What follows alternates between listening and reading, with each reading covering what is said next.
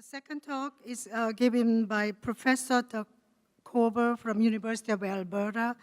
The title will be Development of Digestive Tract, and we come back to poultry here, Physiology and Function, including Immune Development.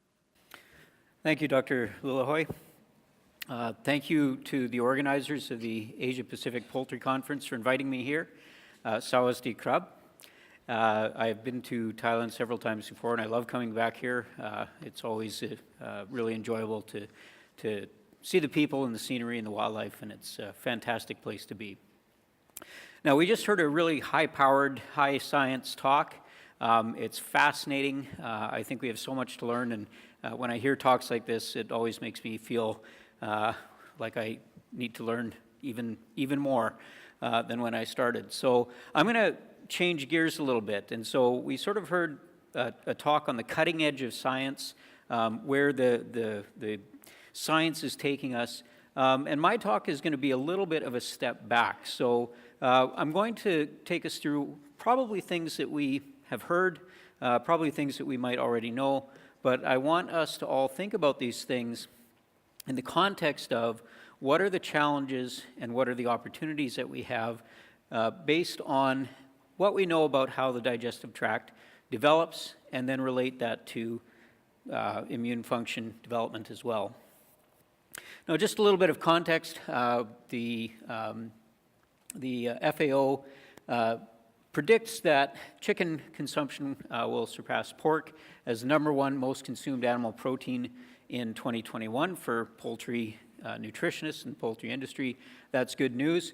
Most of that development is going to take place, or most of that growth is going to take place in developing countries.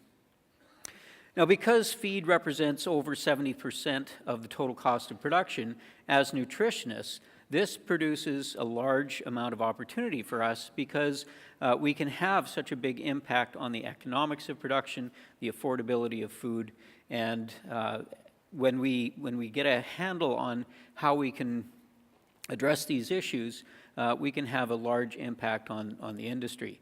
So we can affect overall efficiency, we can affect economics, and also environmental impact and social license. So we need to look at how the gut develops, because that will inform how we provide nutrients to the birds, that will inform how efficiently the birds are able to use the nutrients, and that will, of course, affect the growth and the supply of chicken to consumers.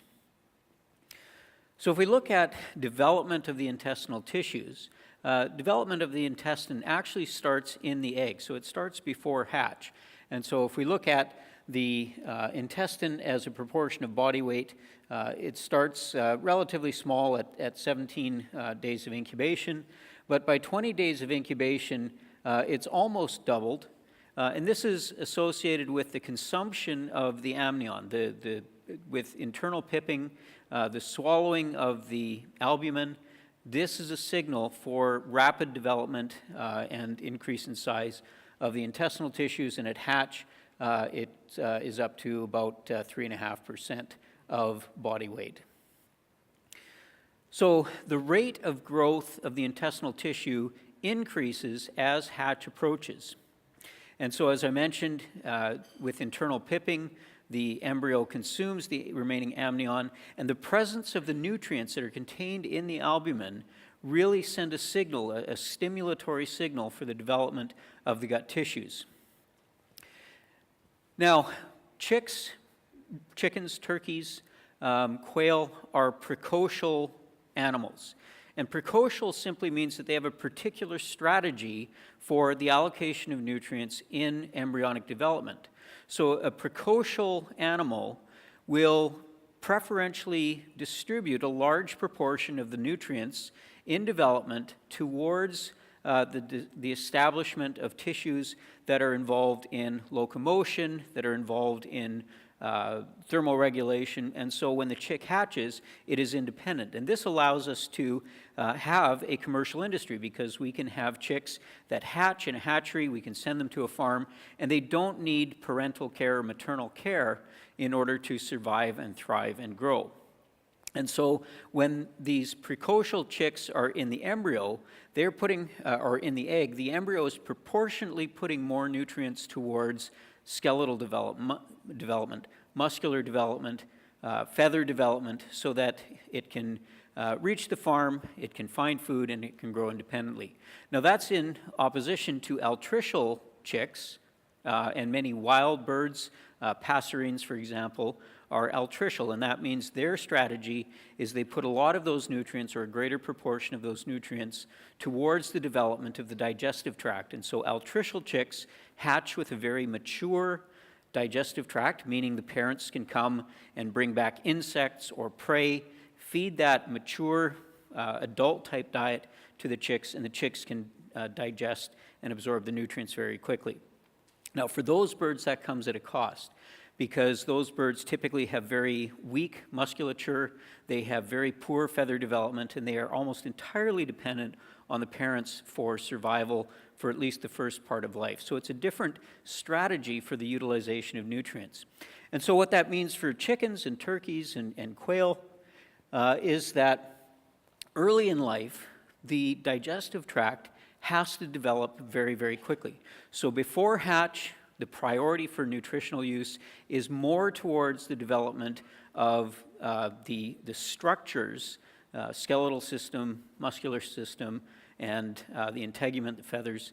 But once the chick hatches, there's a lot of development that has to take place in the digestive tract. And so if we look at the number of crypts in the intestinal villi, increase very rapidly in the first few days after hatching. The number of cells per crypt, the villus surface area, all increase very, very rapidly following hatch. And for the first part of life, the digestive tract is actually growing at a more rapid rate than the rest of the tissues. As the chick hatches, as the chick starts to consume solid food, we see a proportional increase for about the first 7 to 10 days. The intestines are growing faster than the rest of the body. Now, at a certain point, the rest of the body starts to catch up, and as the bird gets older, the digestive tract becomes a smaller proportion of total body weight. And not only is the relative growth increased in the early part of life, we also see early in life that the organ length relative to body weight is relatively high, and that indicates how important that intestinal development is. As the birds get older, the organ length, the digestive tract length, becomes a smaller ratio relative to body weight, because now as the digestive tract matures, it is more able to handle nutrients, and it's not so important to have that rapid development. Along with an increase in size in the digestive tract, particularly early in life, we also see an increase in enzyme function, digestive enzyme function, and also nutrient transporters. So if we look at this is 17 days of incubation to hatch, so 15 days of incubation up to 21 days in broiler chicks, so 21 days, of course, would be hatch. And as hatching approaches, you see an increase in many digestive enzymes and also in nutrient transporters. So again, this is preparing the chick to live on the outside of the egg, to find the nutrition, to find the feed, and digest and absorb and utilize the nutrients. And of course, as the bird gets older, beyond hatch, we see continued increases in carbohydrate-degrading enzymes, in protein-degrading enzymes, and interestingly, a relatively slow increase in fat digesting enzymes. Now, if we look at the scale along the bottom, this is up to 21 days. Now, of course, as birds are getting older, birds are growing faster, reaching market weight at a younger and younger age, this puts more and more pressure on the rate of development of these digestive enzymes and nutrient transport systems. So we heard yesterday at the talk by Dr. Bailey how genetic selection programs in the primary breeders work, how they have changed many different things with the physiology of the birds, and how that influences the health and the productivity and the efficiency and so on. What's interesting is that As we look at selection for growth rate, so the dashed line is red jungle fowl and the solid line is a modern commercial broiler chicken. And we look at the expression of enzymes, so in this case trypsin and chymotrypsin, and this is cut off, this is amylase at the very top. But if we look at the enzyme expression in modern versus random bred birds, the units per gram of tissue, intestinal tissue, are quite a bit higher, in many cases 2 to 3-fold higher in the modern birds compared to the red jungle fowl. What's interesting, though, is when we look at expressing that enzyme activity per unit of body weight, so again, the dashed lines are the red jungle fowl and the solid lines are modern commercial broilers, what we see is that early in life, for about the first 3 weeks of age or so, there is a substantial difference, a substantial increase in enzyme activity, particularly proteolytic and carbohydrate degrading enzyme activity. But once the birds pass about 21 days of age, relative to body weight, enzyme expression is fairly similar, or at least the difference is much, much smaller. And so this gives us an indication that one of the things that the primary breeders, whether intentionally or inadvertently, have been selecting for is early increases in enzyme expression and perhaps a more rapid development of the intestinal function early in life in these birds. So if we look at some functional aspects, this table shows the experiment looked at various sources of carbohydrate combined with soybean meal and looking at the digestibility of energy. So this is the kilocalories of energy per kilogram of dry matter. Interestingly, a dextrose diet, fairly simple form of carbohydrate, there really isn't much of an age effect on the digestibility, the energy digestibility of dextrose. But when we start looking at more typical ingredients and more complex structures, more complex feed structures, now whole, at least in terms of the complete plant ingredient, corn, corn flour, rice flour, and so on, we typically see an increase in energy digestibility as the birds get older. So this indicates that as the birds get older, they are more capable of dealing with that more complex structure of the feed material. And so the biggest jump comes between about 3 to 4 days and 7 days of age. And after that, there may be some continued increase. But the point is, early in life, there's a substantial amount of development of the digestive tract that allows the bird to utilize the nutrients more effectively. We can look at protein digestibility and see something similar.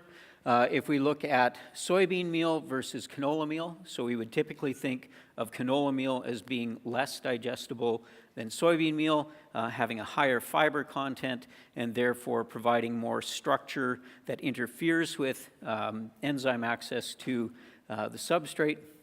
But if we look at the digestibility of crude protein going from 14 to 42 days of age, there is a slight but significant increase in protein digestibility. And if we look at soybean meal, the digestibility stays relatively constant. So again, the more complex the structure, the more difficult it is for younger birds to digest and absorb the nutrients. Similarly with fat. Now we know that chicks hatch, they have low levels of lipase production, they have low levels of bile salt production, and therefore the digestion and absorption, particularly of saturated fats, is limited. And so if we look at a source like tallow, we tend to see very early in the life very poor digestibility, less than 40%. As the birds get older, so as they go from week 1 to week 2 to week 3 to week 5, we see a very substantial increase in the digestibility of fat, particularly of saturated fat. If we look at more unsaturated sources, soybean oil or even a tallow soy blend, we still see a very substantial increase in that first week, but not as great a proportional increase. So again, fat digestibility increases substantially with age, particularly in the first and second week of life. So up to this point, we've seen that there is a huge amount of development that takes place early in life, particularly in digestive and absorptive capacity, and therefore the provision of nutrients to the developing bird. Now, we've heard a lot about the gut microbiome in the last couple of days. It's not my intention to get into nearly as complex and well, maybe interesting material as our previous speaker. But the gut microbiome, of course, is incredibly important, and we've heard that over and over again, not just in the last couple of days, but for the last several years.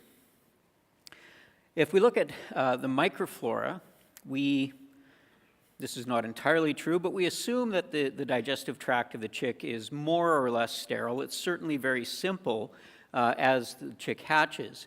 And as the chick grows, it develops a more complex microbiota. And so in this study, by 28 days, you can see the huge difference in microbial composition in the cecal microflora. Now, without getting into the details of this experiment, these researchers looked at a live salmonella vaccine and also a probiotic. But what they found was the biggest factor that influenced the gut microflora development was age.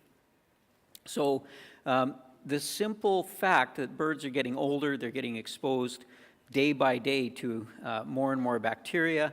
There are changes that occur within the digestive tract in terms of bacterial species initially establishing themselves, then getting outcompeted and being replaced by other species. One of the biggest factors that happens to the gut microflora and this progression is the simple fact that the birds are getting older. Now, the intestinal surfaces, the mucosal surfaces of the intestine are incredibly important to the development not only of the microflora itself, but also of the bird. And so, again, we've heard over and over in the last couple of days about how the microbiota is actually an organ, how the microbiota communicates with the host, how it the genes contained within the microbiota have an immense impact on the health and the productivity of the bird. And so the immune system is the largest surface area contact with the outside world in the bird. And so it makes sense that there is a substantial representation of the immune system in the digestive tract. And not only that, but this is a substantial point of communication between the microbiota and the bird itself. And this can have a huge influence on the growth rate, on the efficiency, and on the health of the bird. So we know that chicks hatch with an underdeveloped intestinal immune system.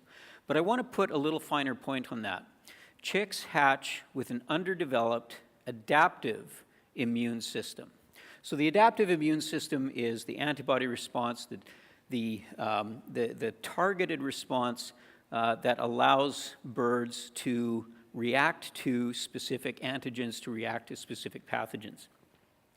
And if we look at the development of the bird's ability to mount an antibody response, if we look at birds that are, in this case, injected rectally with hemocyanin, and the researchers looked at the development of antibodies to the hemocyanin. The hemocyanin is simply an antigen, and it's a way to measure antibody response. So when the birds are injected at 0 days or at 4 days, there's almost no antibody production. It's not until the chicks are about 8 days old that they can actually start to mount an antibody response. And so this is after rectal immunization and also after oral immunization. So again, different parts of the digestive tract. In both cases, the birds are not able to mount much of an antibody response until about 8 days of age. And we can look at this other ways. If we look at the appearance of antibodies now not in the digestive tract, But in the serum, it's not until about 7 or 8 days of age that the chick is able to mount its own antibody responses. Now, if we were to look in the blood, the blood of the chick, we do see antibodies present. And so in this case, or in the intestine, we do see high levels of antibodies for the first 3 or 4 days. This is maternal protection. These are antibodies coming from the hen, protecting the chick. Over time, they start to decrease, and then as the chick is able to increase its antibody production again, we have a development of protection. So chicks hatch with an underdeveloped or immature intestinal adaptive immune system. What offers the chick protection, however, is the chick hatches with a nearly fully functional innate immune system. So we have 2 arms of the immune system. We have the adaptive system, the specific antibody type response, the memory response, but we also have the innate immune system. And the innate immune system is a more generalized response, not targeted against specific antigens, but it allows general protection of the chick. And so, although the chick has a poorly developed adaptive immune system or specific immune response, the chicks have a very strong or a very capable innate immune system present at hatch. And so in this case, looking at beta-defensins are a protective molecule, part of the innate immune system. You can see at hatch, at 0 and 2 days of age, beta-defensins in all segments of the intestinal tract are very high.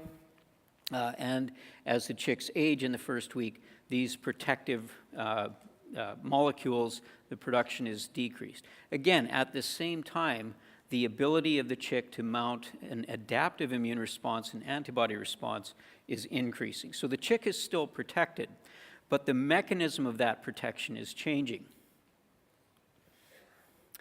So if we look at broiler chickens, the selection of broiler chickens for faster and faster growth rate, we are faced with some different challenges. In the past, with slow-growing birds, the bird had much more of an opportunity to develop not only the digestive and absorptive functions, but the immune function. And by the time the bird was marketed, it was very close to having mature, maybe not sexually mature, but having mature function, digestive, absorptive, and immune function. Now, I'm not suggesting that the broiler of the future is going to be bigger and bigger and bigger. In reality, what this means is the broiler of the future is going to be marketed at a younger and younger and younger age. And that means that there's more pressure being put on those physiological systems to develop, to become functionally mature at a quicker and quicker rate. Now, this increasing immaturity or younger age at processing, if we're not taking care and if we're not selecting the balanced selection program that Dr. Bailey was talking about yesterday, we may have unintended consequences on the digestive and absorptive capacity, certainly on the microbiome, the ability of the chick to develop probably not an entirely mature microflora, but a more mature microflora at the time of processing. And that more mature microflora is likely going to offer more protection against pathogens and colonization by foodborne disease-causing organisms. So because the birds are younger and younger and younger at marketing weight, it means that the early development of those physiological systems, the early provision of nutrients, the early development of immune function is going to become more and more important to maintain productivity, to maintain health, to maintain efficiency, and also to maintain food safety. And so there are a number of things, and I'm not recommending any of these particular approaches or products. I'm simply mentioning them as something to think about as we start to decide how are we going to address these challenges that we face. And how are we going to do that in an environment where increasingly we're faced with antibiotic-free production? So we're not only making it more challenging by marketing less and less mature birds, but we're also making it more challenging by taking away one of the tools that we had in order to protect the bird from some of these challenges. So the first approach that I'll mention is in ovo feeding. I'm not going to talk about effects on performance per se, but I am going to show some interesting physiological effects of in ovo feeding. So one of the first reasons that in ovo feeding was developed was to increase the supply of nutrients to the newly hatched chick, with the idea that this would allow the chick to get off to a better start and therefore increase health and productivity. If we look at how that works, again, as the chick approaches hatching, it swallows the albumin, it consumes the albumin, and the theory is that the additional nutrients that are present are going to allow a kick-starting or an advancement of the physiological systems at hatch. And so if we look at, in this case, the birds, the embryos were given a mixture of arginine, egg white protein, and beta-hydroxy beta-methylbutyrate, or HMB. And interestingly, you can see at hatch that does in fact increase the functional capacity of the digestive tract. So in this case, they measured alanine absorption, and there's an increase in alanine absorption both at hatch, and that carries through to 7 days of age. So the presence of nutrients in the gut, or the presence of higher levels of nutrients in the gut, appears to kickstart that nutrient transport system. There are other ways to kickstart that development. There are a number of new systems that are being proposed and implemented. Hatch brood systems where the chicks are hatched and also brooded for the first few days in the same environment. They have access to food and water. In-barn hatching, so the eggs are placed in the barn where the birds will be grown, the temperature is increased, and then as soon as an individual chick hatches, it can find food and water, and the theory goes that that will allow that bird to get off to a better start. We know that the presence of feed stimulates gut development and the uptake of yolk. The presence of material causes more intestinal motility. It draws more of the yolk material from the yolk sac into the intestine, and therefore provides greater use of those nutrients for early development. This is an experiment. The researchers looked at delaying access to feed and water for 24 hours. So we have the control group here, chicks that were given feed but no water, chicks that were given water but no feed, and chicks that were given no feed and no water. And what we can see is a couple of interesting things. In the birds that received received food and water, we actually see fewer villi, but they're functionally more normal. So if we look at without feed and water, you can see the tips of the villi are abnormal, the transport function is likely impaired, and so it does seem that the sooner the chicks are able to consume food and water, the sooner they start to develop normal intestinal function. Now, we can also overcome limits to nutrient absorption through the supplementation of exogenous enzymes. So we know that digestive function is limiting early on, and so enzymes might be a way that we can provide additional nutrients, not because we're necessarily adding more nutrients to the diet, but because we're making the nutrients that are already there more available. Now, there's a couple of ways that we can approach this. We can supplement endogenous enzyme activity, so we can supplement the activity that the chicks already have, but perhaps in limited quantities. Or we can provide exogenous nutrients, or enzymes, exogenous enzymes that degrade compounds that wouldn't normally be degraded or degraded well by the bird's own enzyme systems. So we can feed phytate-degrading enzymes. We can feed fiber-degrading enzymes to increase the nutrient availability. And again, because digestive function is limited in newly hatched chicks, we typically see a greater response to these enzymes in very young birds. Another way that we could potentially increase the supply of nutrients to the birds is by feeding wet feed. So the idea here is that the feed is mixed with water. Usually it's a kind of a porridge consistency. And the idea is that because the digestive process requires that the feed be hydrated, remember digestion takes place in a water environment. Digestion requires water for the enzymes to function. So the idea is by moistening or wetting the feed before the bird consumes it, that process is going to take place more quickly. This was some work done at Wageningen University, and the birds in this study were given a choice.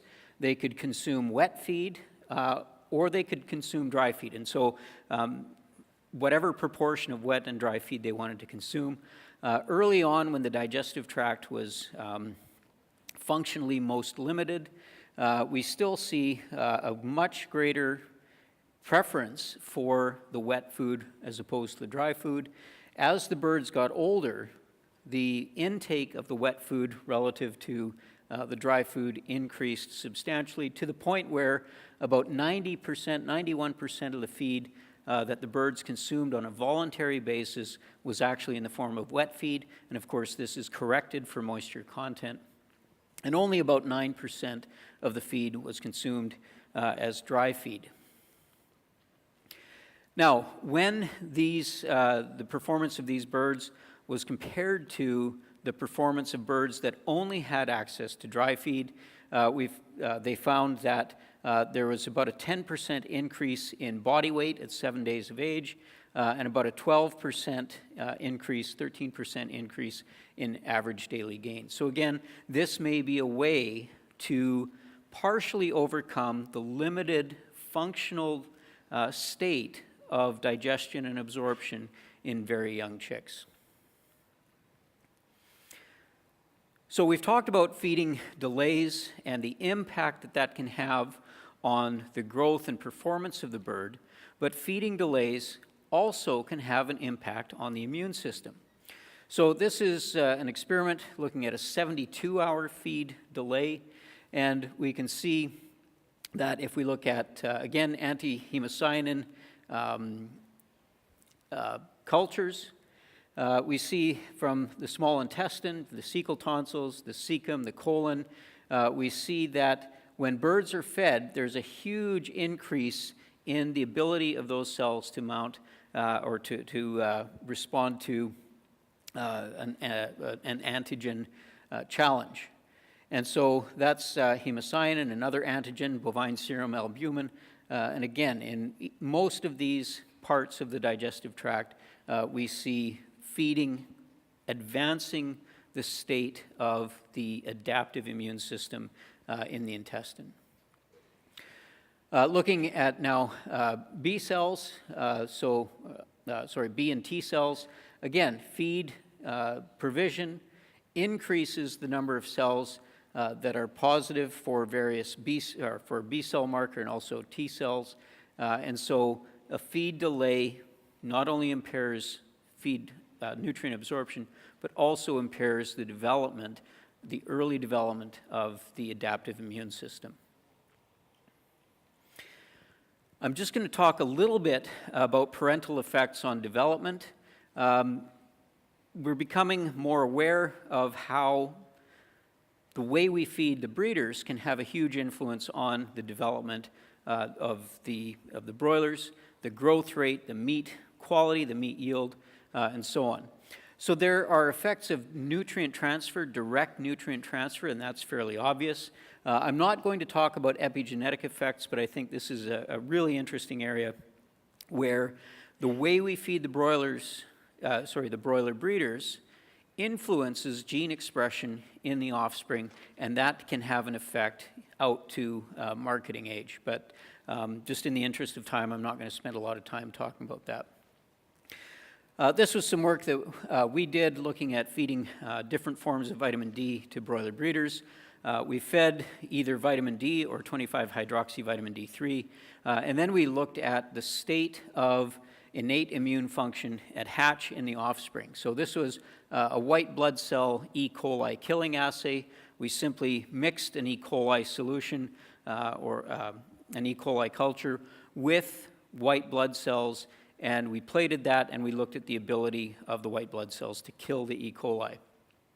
In just about every case, we saw an increase in the ability of the white blood cells of the chicks to kill E. coli at hatch. And so this is probably, I don't show you the supporting information, but this is probably due to a change in the in ovo development of the innate immune system. So the hen is fed the 25-hydroxy-D3, she puts it into the egg, and that influences development of the embryo right from the beginning. In ovo feeding is usually applied 4-5 days before hatch. So that provision of nutrition is a much less time. It probably doesn't have as much of a developmental effect on the bird, on the embryo. It likely has more of a nutrient supply effect as the chick approaches hatching. But in this case, the treatments were non-injected control, a diluent-injected control, so this was a group that had no additional nutrients injected, and then a group injected with arginine, and we can see that indices of innate immunity, so non-specific immune function, was increased when the chicks were injected, the amnion was injected with arginine. So nitric oxide synthase, inducible nitric oxide synthase. Nitric oxide synthase is the gene responsible for expression of nitric oxide, which is part of the innate immune system, the protective mechanism of the innate immune response. And this is particularly important at hatch. And similarly, looking at nitric oxide concentration, again, a substantial increase when the chicks were provided this extra nutrient before hatching. And looking now at toll-like receptors, so toll-like receptor 2 and toll-like receptor 4. Toll-like receptor 4 is responsible for recognition of LPS, and you can see that when the chicks or the embryos were injected with arginine, there's a substantial increase in that toll-like receptor 4, so a greater ability to recognize LPS. Now, since I've only got a couple of minutes left, I don't have probably the 3 or 4 hours that it would probably take. I'm not going to talk much more about the microbiome. We've heard a lot about it. I will just say that there are a lot of strategies that have been proposed to replace growth-promoting antibiotics or prophylactic antibiotics. These include prebiotics, probiotics, acidifiers, butyrate, phytobiotics, and we've heard a large number of talks on these different approaches. One of the things that I think we need to realize, and I think that we've come to this realization as an industry, is that we are not likely to be able to take out one product, antibiotics, and replace it with one other product. We are likely going to have a multifaceted, multi-pronged approach using different strategies to address different parts of the challenges that the birds might face. And so I think there's a lot of promise with each one of these, and certain products, individual products within each of these categories may be more or less effective under certain circumstances. But this is the opportunity I think that we have. So the implications for the future, we know that rapid growth can lead to problems because, we're having younger and younger birds at market weight and the immaturity. We heard yesterday that if we don't pay attention, or if the breeders don't pay attention, we can have metabolic and skeletal problems, and that can cause problems in turn with meat quality, we can, if the breeders are not paying attention to this, we can have some real problems. Now, again, I don't think we have an individual product that will replace antibiotics, but I think the combination of products is the approach that we need to take. Now, I don't have time to talk about the issue of social license. We've heard yesterday about inefficient production systems, slow growth, and the impact that can have on the environment. I think that there are probably more realistic meat alternatives, and so this is something that we need to make sure as an industry that we're growing the healthiest, safest birds that we can. I will just point out, this is data from Canada, but since 1995 to 2010, the incidence of condemnations in Canadian processing plants due to leg problems has decreased substantially. So I think this is an indication, this is a good news story, that we can have ethical production, we can have good health, and we can have high levels of production. So in conclusion, we know that biological limits exist. The industry has been very good at finding ways to adapt, and I have no doubts that we will continue to do so into the future. We can manage the faster growth rates for now, but there are going to be biological limits. We eventually will run out of room to increase the efficiency of absorption. We're definitely going to have to change our feeding strategies and look at things like maternal and in ovo nutrition. So what's biologically possible? Well, there's a lot of things that are possible, but I suspect at a certain point, broiler health, meat quality, and social license is probably going to come into play more and more, but I'm confident that we as an industry can address that. Thank you very much. Thank you, Dr. Korver. I also have a present for you. Thank you very much.